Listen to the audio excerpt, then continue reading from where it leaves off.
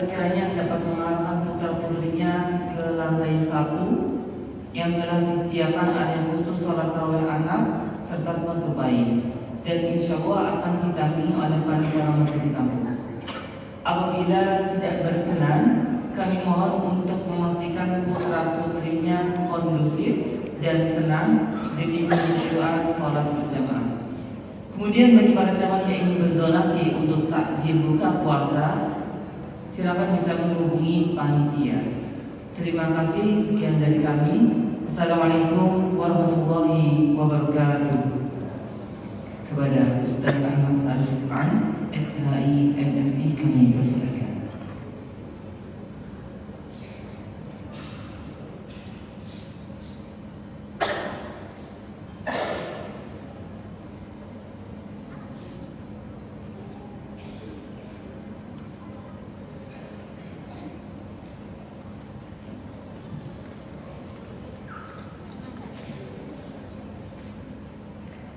Assalamualaikum warahmatullahi wabarakatuh.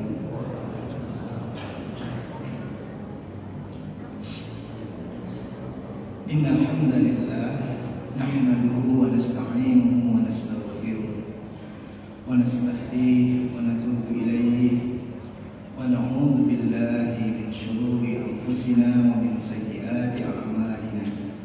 Man yahdihillahu fala mudilla lahu wa man yudlil fala hadiya lahu.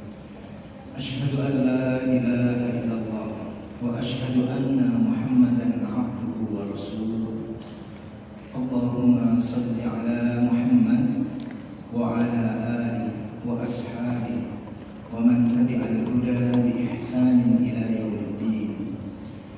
Ya ayyuhalladzina amanu taqullaha haqqa tuqatih wa la tamutunna illa wa antum muslimun. Wa ba'du, fa inna asdaqal hadits kitabullah wa khairul huda huda Muhammadin sallallahu alaihi wasallam. Jamaah sekalian dirahmati Allah, saya ingin sampaikan dulu di awal, Bapak Ibu tidak usah khawatir. Saya hanya antara 10 sampai 12 menit saja. Jamaah sekalian dirahmati Allah, sesuai dengan tema yang diamanahkan kepada saya dan dikaitkan dengan Madrasah Ramadan, saya ingin menyampaikan dalam perspektif sirah nabawiyah. Karena salah satu dari waqa'ah itu adalah riwayat dari sahabat Rasulullah SAW, Abdullah bin Umar bin Khattab radhiyallahu anhu, hadis riwayat Bukhari Muslim. Dilatar belakangi dengan peristiwa perang Khaybar. Khaybar itu kota yang letaknya di masa lalu, itu kota yang letaknya ada di arah utara dari kota Madinah. Kota Khaybar menjadi pusat atau tempat berkumpulnya orang-orang Yahudi. Di dalam sirah nabawiyah, misalnya kita merujuk kepada kitab Ar-Rahim Al-Maktum karya Syekh Rahman Al-Mubarakpuri. Ini kitab yang mudah diakses. Orang Yahudi di Madinah itu yang besar ada 3 kelompok: Bani Qainuqa, Bani Nadir, dan Bani Quraidah. Setelah pengkhianatan Bani Qainuqa dan Bani Nadir, maka kedua Bani Yahudi ini diusir dari Madinah oleh Rasulullah SAW. Mereka berhenti, tidak kembali ke Palestina, tetapi berhenti di Khaybar. Lalu mereka ingin membalaskan dendam kepada Rasulullah SAW dengan memprovokasi orang-orang di Makkah. Itulah yang nanti menjadi latar belakang terjadi peristiwa perang Khandaq. Memprovokasi suku-suku di luar kota Makkah terutama Ghatafan, sampai jumlah mereka itu terkumpul sekitar 10.000. Inilah yang sekali lagi nanti melatar belakangi peristiwa perang Khandaq. Rasulullah SAW dan kaum muslimin dikepung kurang lebih 1 bulan. Jumlah kekuatan kaum muslimin nyaris tidak sampai 3.000, tetapi yang menyerang ini jumlahnya 10.000.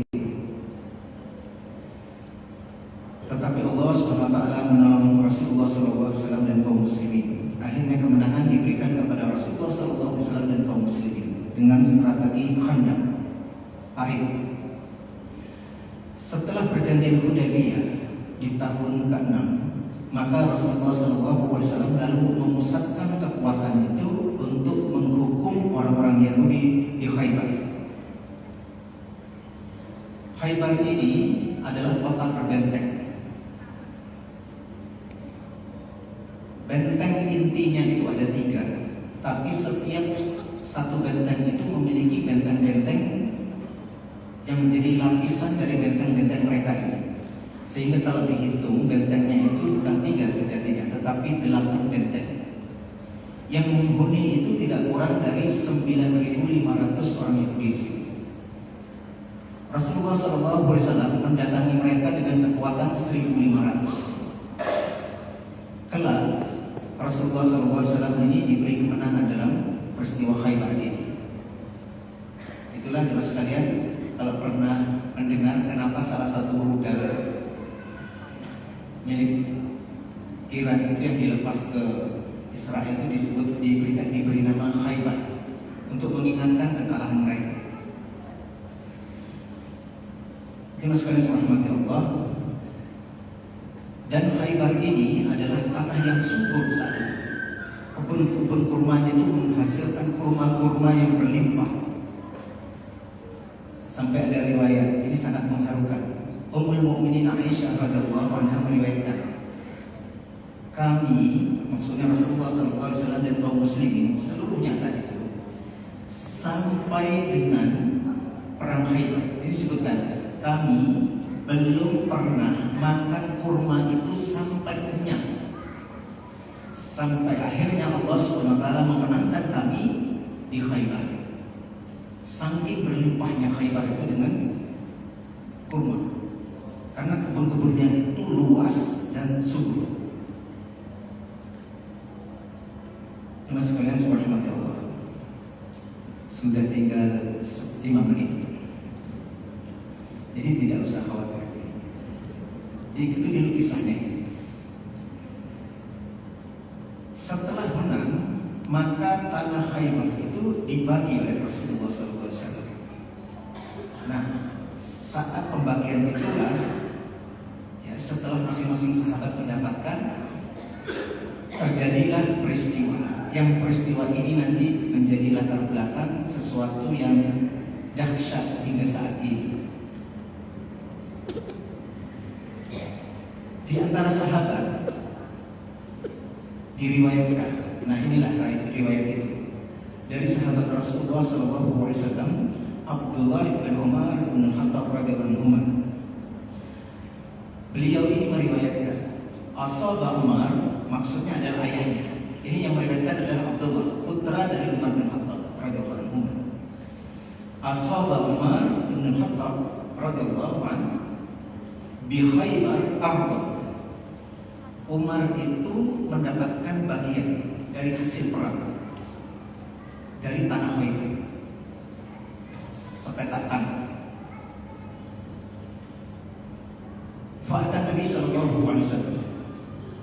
Lalu Umar bin Khattab radhiyallahu anhu mendatangi Rasulullah SAW. Diriwayatkan sahabat yang mulia ini berkata begini, ya Rasulullah, asabtu bi Khaybar arba, lam usib malan qat anfas minkum, fa kaifa ta'muruni bihi? Ya Rasulullah, ya Nabi Allah, aku mendapatkan bagian tanah ini berupa kebun di Khaybar yang aku belum pernah memiliki aset sebernilai dan semahal itu sebelumnya. Aku tidak pernah. Maka apa yang engkau perintahkan kepadaku ya Rasulullah? Bapak Ibu, kalau kita mendapatkan rezeki begitu besar, kita lihat contoh generasi terbaik ini. Begitu mendapatkan kejutan, sebuah rezeki, aset yang dia tidak pernah membayangkannya, memilikinya sebernilai itu sebelumnya, tak pernah. Maka ketika itu tiba pada dirinya, dia kembali kepada Rasulullah, mengkonsultasikan apa yang harus dia perbuat. Rasulullah SAW saat itu beliau diriwayatkan, beliau menjawab begini. Maka Nabi SAW beliau berkata begini, In syi'ta habbasta aslah wa tasaddaqta ya. Kalau kamu berkenan, tahan pokoknya dan kamu sedekahkan hasilnya. Apa yang tidak disabdakan oleh Rasulullah SAW, maka Umar melakukannya. Fatasaddaqa Umar ya. Maka Umar lalu menyedekahkan asetnya itu. Dia menyebutkan anaknya, innahu la yuba'u aswah wa la yuhab wa la yuras. Disedekahkan oleh Umar, lalu pokoknya itu tidak dijual, tidak diperjualbelikan lagi, tidak dihibahkan, juga tidak diwariskan. Artinya itu benar-benar dikembalikan kepada umat Islam, disedekahkan. Tasaddaqa Umar fil fuqara war riqab wa fi sabilillah wa ibnis sabil. Kemudian wala junaha 'ala man yatawalla. Di sini bagi orang yang mengelolanya tidak berdosa kalau mengambil.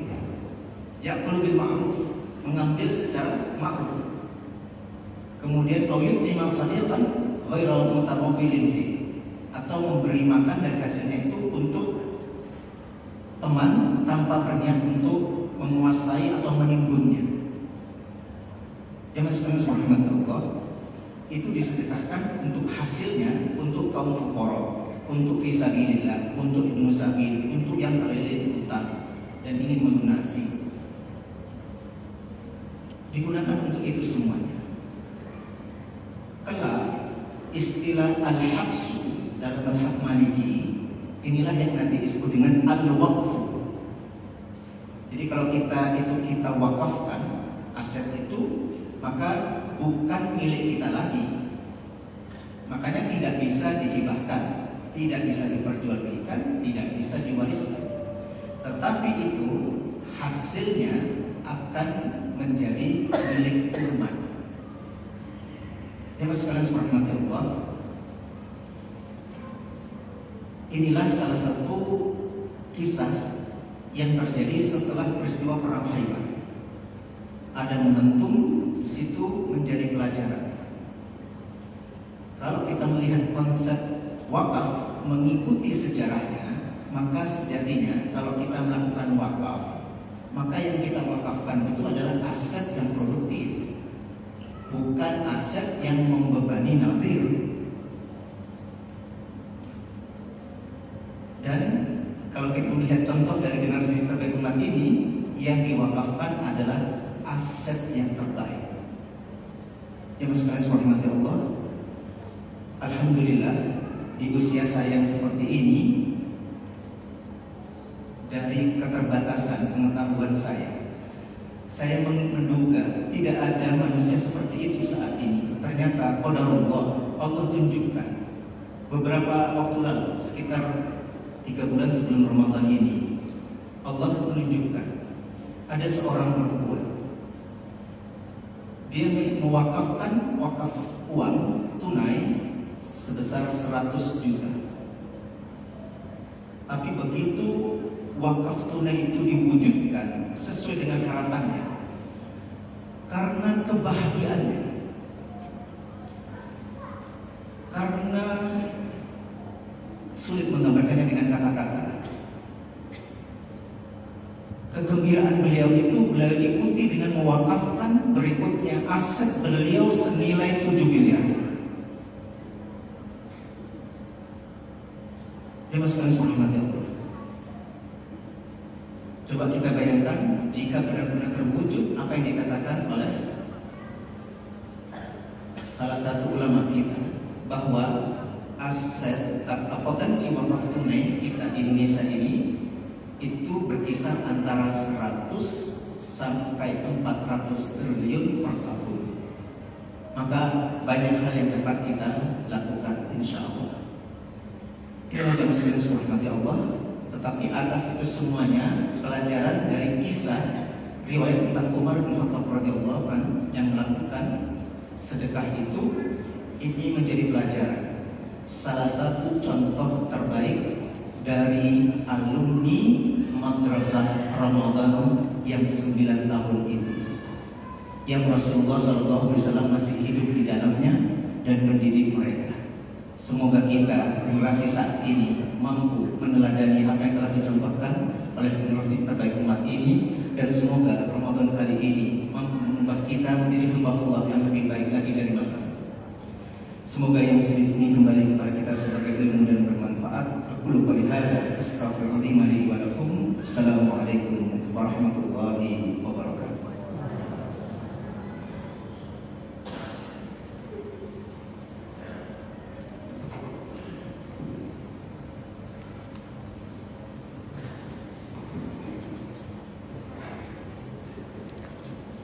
Saudara yang dirahmati Allah,